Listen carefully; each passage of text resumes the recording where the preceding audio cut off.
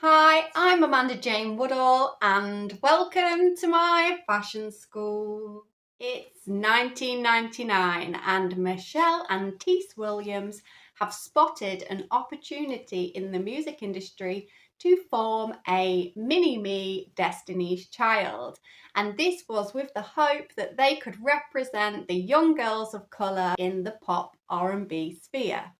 They named the group Three Little Women, a name which would go on to be fairly problematic in the future as they struggled to keep these talented young stars in line. It's 3LW. So the first member of the group was very close to home because it was Michelle and Kiely's biological sister, Kiely Williams, who Michelle had actually taken guardianship of because sadly her mother passed away when she was just a baby. And they also auditioned and found Adrienne Bailon, who was a New Yorker with heritage from Puerto Rico. And also they found Jersey born and raised girl Naturi Naughton. And the group was signed very quickly to Sony Epic Records because Michelle and Kiely actually had extensive contacts in the industry. So they pretty much just made a demo and then got signed straight away. Now, these girls, they were very young. They were all under 17 years old. So understandably, there was some initial conflict between the group and there was differences of opinions and squabbles and that kind of thing. But they had to learn to live together and work together. So they found their own ways of keeping the peace and actually became very close friends. And their first single, No More, did really well.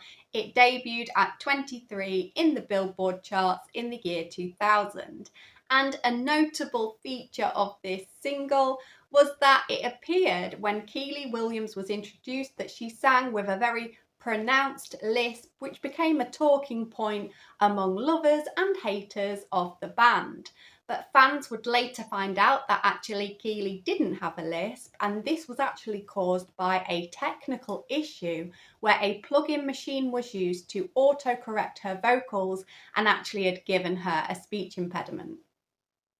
Their self-titled album sold over 1.3 million copies, and they followed up with a second single, a summer anthem, Players Gone Play. And I know I sound stupid saying that. The group absolutely thrived in their interviews. They gave very energetic TV performances and they looked great styled in magazine editorials.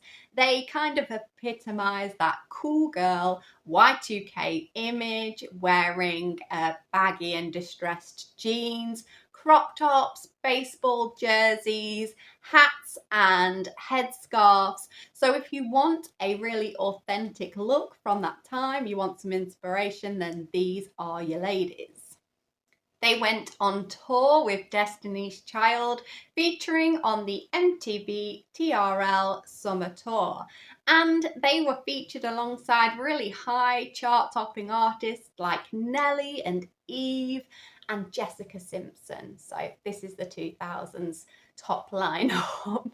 And they started working on their second album, A Girl Can Mac, alongside some very, very well-known producers. And unfortunately, the album was actually leaked onto the internet in 2002, leading the record label to become uncertain about their fate, and actually they wanted to drop the girls from the label. Around this time, rumours began to circulate in the media that things were not well within the girls of the group. And this seemed to be kind of backed up when, in interviews, Naturi Naughton kind of hinted that she didn't see herself long term making money with the girls, but she did seem to think that they would always remain friends.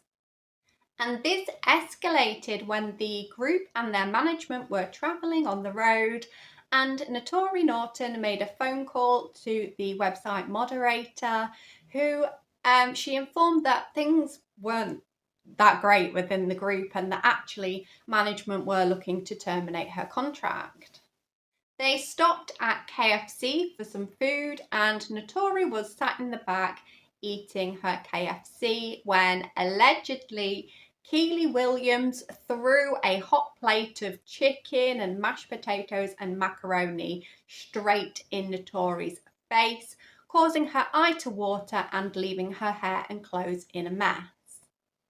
Obviously very upset, Naturi told the girls that she didn't have to put up with being assaulted, and she alleges that they left her on the side of the road and that management didn't even help her to get home.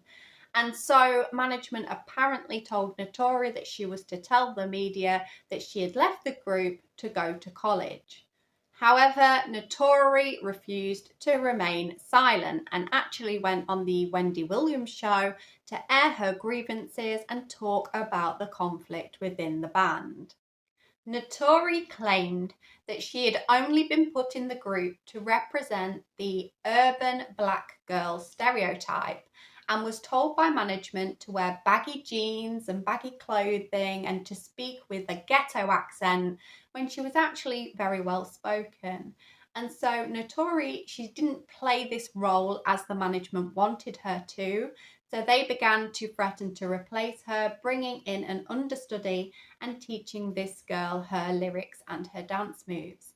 And she had been ordered by management that Adrienne Bailon should take the centre stage because she had the J-Lo look that was very marketable at that time.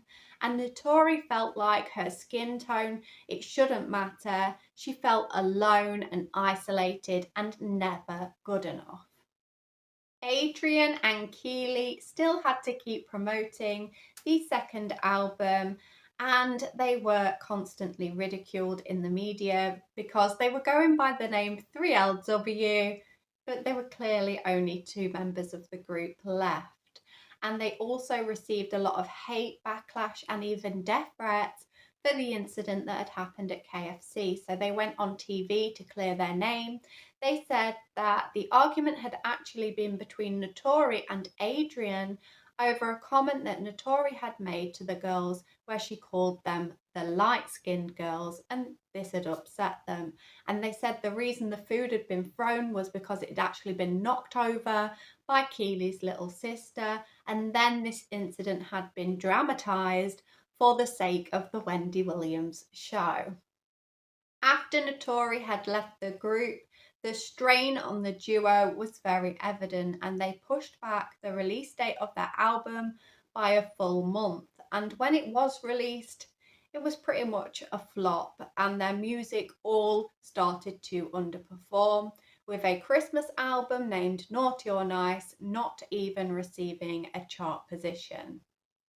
Trying to revive the group, the girls actually auditioned for a third member, and they found Jessica Benson, who appeared in promotional work and in a music video with the girls. However, fans were quite skeptical because they could see very obvious similarities between Jessica and Naturi.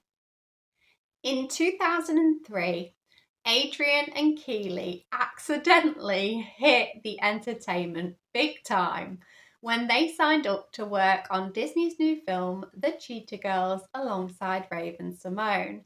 And nobody had expected The Cheetah Girls to be a massive hit, but when it was released, it received millions and millions of fans. And so Disney capitalised on this, and they went on to make the girls into an actual touring girl band and to make a further 2 movies. And so 3LW actually just became obsolete because 2 of the girls were having this great success. But poor Jessica Benson, she only ever managed to release 1 song with the girls. And then she was abandoned because in 2007, the group announced that they had disbanded. Kiely, Adrienne and Naturi have continued to work in the entertainment industry to varying degrees of success, although their conflicts and dramas have followed them right into the 2020s. Kiely, she began acting in films like The House Bunny and Sister of the Travelling Pants 2, and she went on to record a single called Spectacular, which was very controversial, and she kind of laughs it off as her college gap year. She then went on to join the show BET's The Encore, which was a reality TV show that brought together ex-members of girl bands to make a supergroup which would release a single within 30 days. And Kiely went on the show to prove that you could make a girl band who did get on and didn't have any drama, but she actually ended up in various arguments with her band members, and they labelled her as divisive. And so Kiely has now retired from the entertainment industry and has no further contact with Adrienne or Naturi. Adrienne went on to date Rob Kardashian while she was filming The Cheetah Girls, and then she went on to feature in some of the episodes of Keeping Up with the Kardashians before securing her own show named Empire Girls and featuring with her friend Raven-Symoné in That's So Raven, and then later on the spin-off show Raven's Home.